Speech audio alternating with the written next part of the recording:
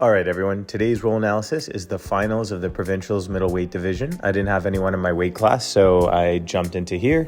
I heard that this guy was a judo and wrestling guy, so of course, I'm going to pull guard, which is too bad because I have been working on my takedowns and I wanted to display it, but not against a guy who is going to be definitely better than me. So as I pull guard, obviously I look to get to close guard. It's one of my favorite positions where I'm going to exert a lot of control immediately. I tried this Sean Williams omoplata. I tried to attack the guillotine. He kind of puts me flat on my back, and that's okay. I don't want to exert too much energy right off the bat. As he stands up, I actually enter one of my favorite sweeping positions, but I'm unable to finish. I'm definitely still a little bit tired from the previous match. And I use this to open up and I put my foot in his armpit. As he closes the inside space, I play the outside, which is to enter that X position, and I bring him down to his knee. I prefer this guy down on his knees because he's so tall, and the risk of a high step, aka a bucket step, is much greater when someone is this lanky and this tall. And I use this to feed into an ankle lock, but again, with the height difference and him standing up, it's very hard. I kind of try to go for a triangle there, which is a triangle with the leg inside, but it fails, and as a result, I'm stuck in this not so great position. So I'm actually using quite a bit of energy right here because his body is so deep in the inner pocket, and as a lanky person, you never want to let people play in that inner pocket. So I have to kind of expend more energy than I should be, especially considering that I came hard out of the gate. And I use this frame, I push myself away, and I get back to a half guard position. I always play that cross collar position where possible because the threat of a choke will save you so many times. Even if you don't have a good choke, when people pass in the inside with their head down, even just threatening the choke will often make them back out. When he grabs my pants here, his elbow is actually flared, so I flare it further open and I try to throw my leg over the head, which is kind of my favorite Choi bar entry. I try to take the reverse Kimura grip, but he does a nice job actually pinning my far leg, pinning my hip, and posturing up. And normally as someone goes up high, I'd go underneath to like an X type position, but X position to me doesn't make sense against this particular opponent because of his build. Anyone that can be that high and elevated during any X variation is very likely to high step me. So I'm trying to avoid it, and that's why I play this double half lasso spider position, just to rest a little bit as I am tired. Normally, I will never expend this much energy in the first 2 minutes of the match. I'm not sure why I came out so aggressive. This is very atypical of me. Now, as he pulls his elbow back, there's a natural rocking backwards followed by a rocking forwards. And you can see I try to take advantage using a balloon sweep.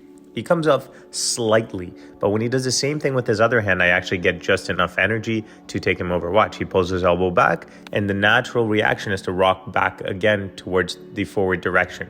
I elevate his hips, I create a little clearance, and I try to insert myself right into a knee cut. Unfortunately, I landed a little bit disconnected, and that cost me my knee cut window, but I still try to combo it right into a pass. As he inverts here into this tornado position that Cyborg often plays, I create a transfer of the pant control, and I create a 2-on-1 stuff by kicking my right leg around, and that allows me to flip to a no-gi C grip.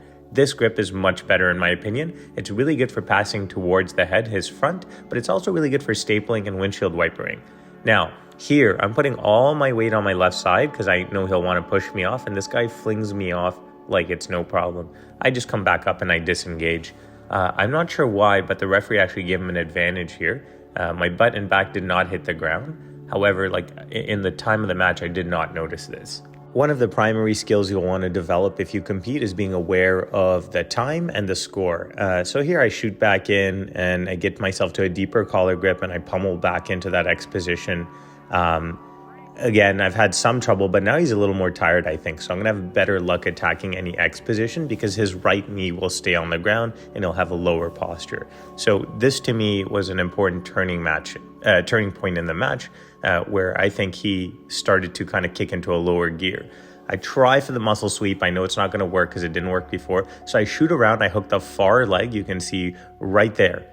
Far leg, a sleeve, and close leg all controlled. As I try to spin for his back, he sits for an ankle lock. Now, that probably was because he felt his back was being exposed, but I would recommend you guys to never do that. Falling back on an ankle lock, you see his leg is across too, is a great way to get leg dragged and give up the 2 points for the sweep. So as I grab his collar and I come up now, that's going to be 2 points when I clear my ankle, which is right about there. And on top of that, now he's going to be in a position where it's hard to actually play guard. So you'll see from here what I do is I sprawl, I staple, and I windshield wipe. If you watch again, I sprawl so he doesn't hook under my leg. I create a pummel inside with my butterfly, and I create the leg drag position with my knee down on the floor and my head heavy. Now there's back exposure, and he got his guard pass. So you can see diving back for that ankle lock was actually, I think, the biggest opportunity for me in this entire match. As I chase the back, we end up out of bounds, so we end up resetting. And I'm just happy to keep the close guard there, because if you continue fighting, they won't be able to recreate the position in the center. So I always try to stop fighting and create a stationary position that the ref can recreate. And I prefer to choose a position that, at least I can hear. For example, take the grips I want and build the guard I want. At this point, there's not too much time left in the match. So I take my double sleeve position, and to be honest, I'm kind of just looking to ride the timeout. I know it's very likely I'm not going to submit him this deep in the match, and I am quite tired as well. So, I think I'm up by quite a few points, but I think the biggest concern for me is I just don't want to get submitted, particularly with the leg attacks. He does a beautiful throw by on my spider there, and I just kind of Granby to get my hips back into play. He stacks my legs, but I'm a pretty flexible guy, so it doesn't really bother me. I am quite tired, so really I'm just thinking even if I give up 3 points here on a guard pass, I should be okay. Maybe if he passes directly into a mount and gets 7 points, this is literally what I'm thinking right now. As I had mentioned before, being aware of the time and the score is really important. And I suspect he's going to dive back for some kind of leg attack. And there he is, because number one, he's done it once already. And number two, he's down on points and there's not much time left. So I try to finish with an ankle lock myself, just because, I'd rather always try to get the submission finish and the time runs out. Now, this is a good example of, in featherweight, I'm the tallest, lankiest guy, but at middleweight, my height and length advantage are significantly diminished. However, the advantage I have is my speed. So coming from that feather and lightweight division, I'll typically have a speed advantage over most middleweight people. I hope you guys enjoyed the breakdown. I still have one more match against a 250 pounder.